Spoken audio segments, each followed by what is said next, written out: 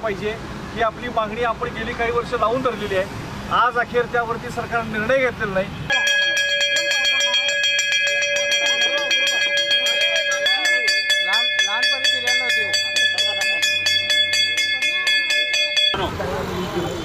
गेल्या काही वर्षात पत्रकारांच्यावर सातत्याने हल्ले होत आहेत। गेल्या महिन्यातच एका मुद्दा तसाच दिला चालतो दुसरा संपूर्ण महाराष्ट्रामध्ये पत्रकारांवर हल्ल्यांचे प्रमाण वाढते आहे। याच्या निषेधार्थ आज राज्यभरातील पत्रकारांनी संपूर्ण जिल्हाधिकारी कार्यालयांसमोर घंटानाद आंदोलन पुकारलं होतं। त्याच आंदोलनाचा भाग म्हणून कोल्हापूर प्रेस क्लब तसेच कोल्हापुरात काम करणाऱ्या अनेक पत्रकार संघटनांच्या वतीने आज जिल्हाधिकारी कार्यालयासमोर घंटानाद करण्यात आलं।